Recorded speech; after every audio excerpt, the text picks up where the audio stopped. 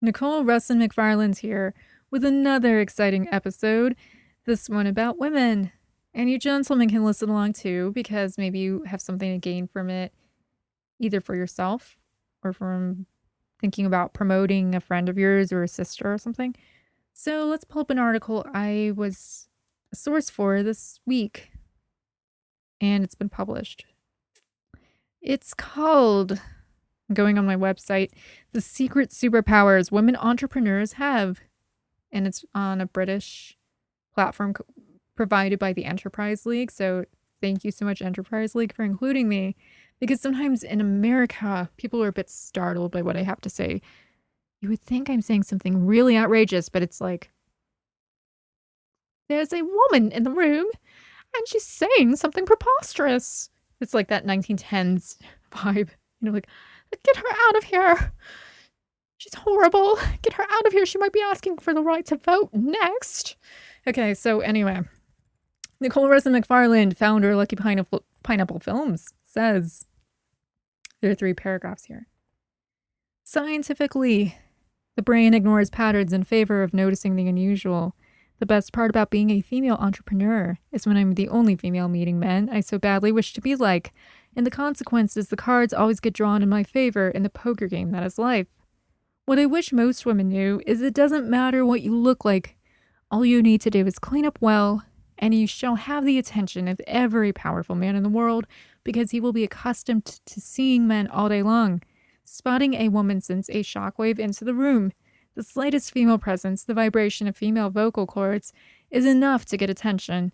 How you command that attention with failure or success in networking or a business deal is up to you. Do a good job.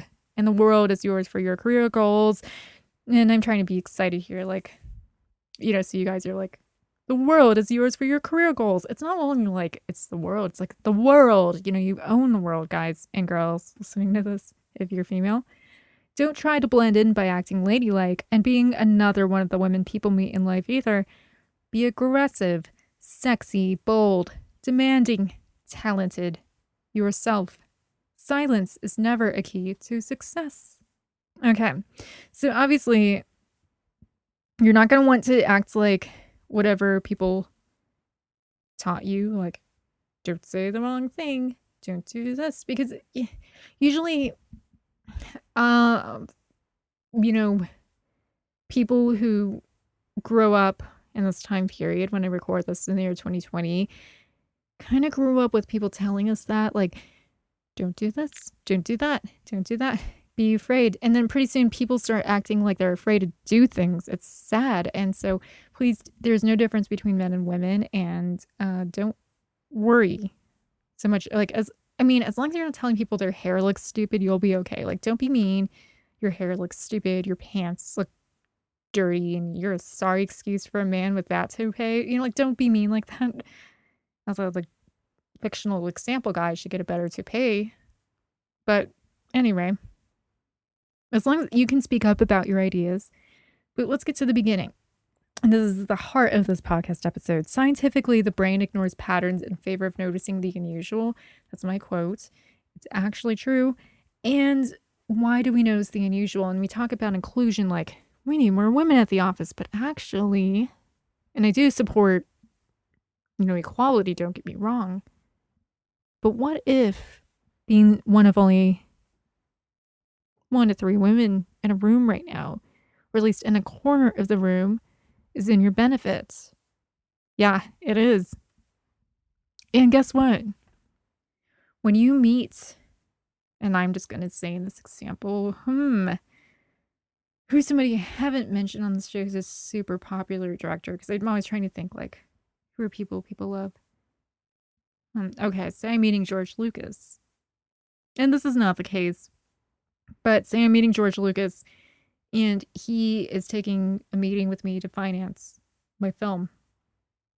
He's been meeting people all day long who are predominantly men. And he meets me. And say earlier in the daytime, he's met women who are like, rah, rah, equality. Again, I believe in equality, but there's a way to promote it, and I'm going to tell you how. I'm meeting George Lucas. I'm in the door. Already I'm physically female.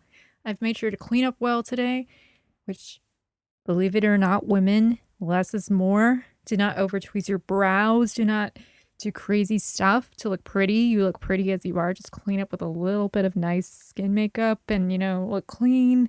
Your hair looking nice, but not stiff. Men don't like stiff hair, contrary to what you believe. Let your hair move. Just be yourself. Be normal, like normal, healthy you.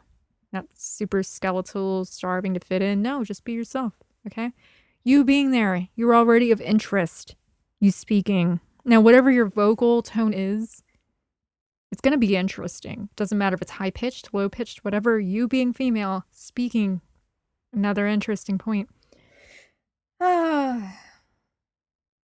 Make a bear noise.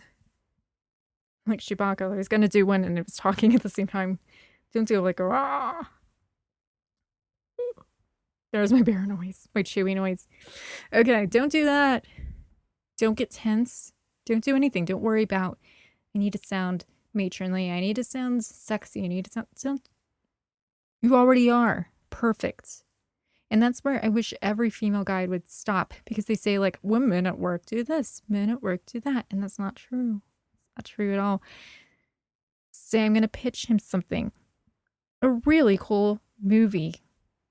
And he wants to invest in my movie. Okay. It's going to be a movie for girls. But am I going to tell him that? Yes, indeed. But there's a way to talk about it. I'm not just saying this, envisioning you were a female filmmaker. It's a fake example, but it applies to everybody. There are two sides to every story and two ways to sell them. So I'm not going to be sitting there like this fictional example surrounded by George Lucas and James Cameron and all these people who want to invest in my movie, this magic dreamland studio, who have all the money in the world, these billions, and they're going to be like, dump them on this movie. I'm not going to be saying, that's a movie about sisterhood and a girl discovering herself in the tropics of Hawaii, and she learns about her ancestry, and she's just so, boring. She protests this. Boring. Cut that scene. No. Okay, you're going to be talking about human terms that are relatable to men and women, because women always have this upsell, like, let's make it about sisterhood. And I'm like, girl, I love you just because you're a girl doing the same stuff I'm doing, but not all of us have a sisterhood, okay? Like you and I, maybe, because we're both in the arts, but get real. You do not have a sisterhood with a female serial killer. You do not have a sisterhood with medieval chicks and paintings, okay? You do not have a sisterhood with a hunter goddess in the 32nd century who hasn't lived yet in space. Like, no. That's not real. Stop marketing the sisterhood. Let's take it back a notch. Let's market this film better. It's going to be for girls. Totally girl audiences, but let's market it in this fake example. Okay, there's going to be this sexy chick of mixed background, like a young Nicole Scherzinger and young Vanessa Hudgens. She's part Asian. And she's like really into surfing. She goes to school and parties a lot with her female friends. And when they're not surfing, they're hooking up with hot guys, getting drunk. But then they discover that there's a surf competition, and the lead up for the surf competition is a super mean girl who's like a young Britney Spears, and she's out for the girl's boyfriend, and she won't take it. And some drama ensues, and that's where the plot twist begins. But Mr. Cameron and Mr. so-and-so, Mr. Bruckheimer, etc. I can't tell you what that is yet. Do you want to hear more? Like, envision girls in bikinis all the time. And there's pro surf chicks who have friendships and fight with people. But when they're not fighting, they're also trying to go to school and work hard. And there's an Asian parade where the girl helps and she learns that this girl is backstabbing her.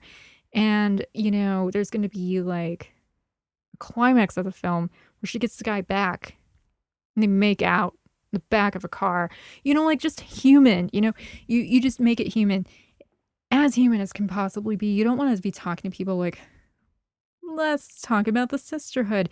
You try to find the most human elements. Okay, I say, hey, since I'm talking about Mr. Cameron, why don't I not talk about it? So like, I'm always studying special effects or like trying to interview people who worked with him and stuff for my website. Let's talk about Avatar.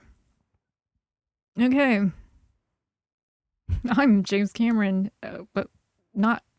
I'm a girl. I'm me, and I want to direct Avatar for a huge studio. And let's see who I'm approaching. Not George Lucas. Why don't I say I am pitching Avatar to mm, no Disney. Why don't we? Because they're not going to go for it. Avatar people might say a curse word.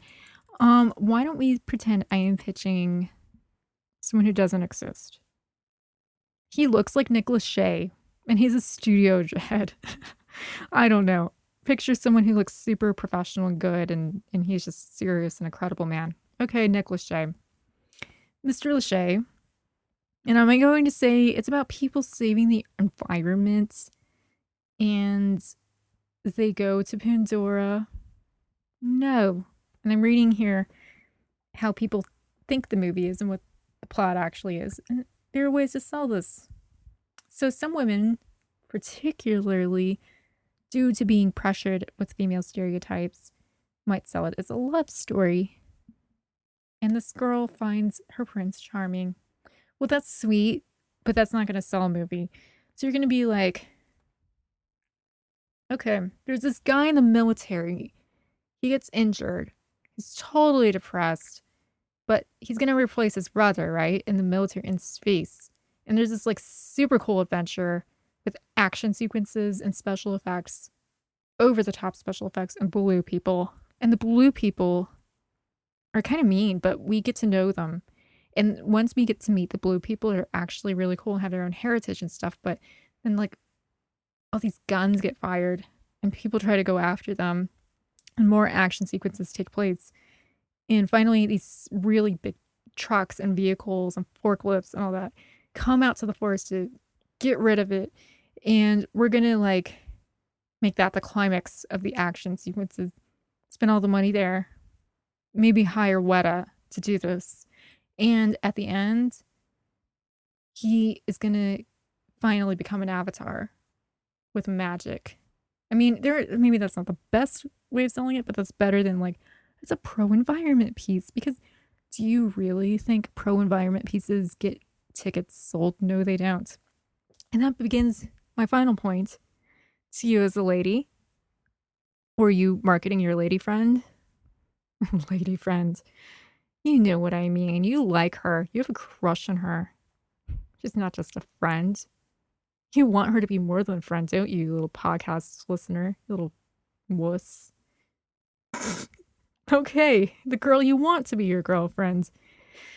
You gentlemen out there. Okay, let's talk about this. The elevator pitch for women.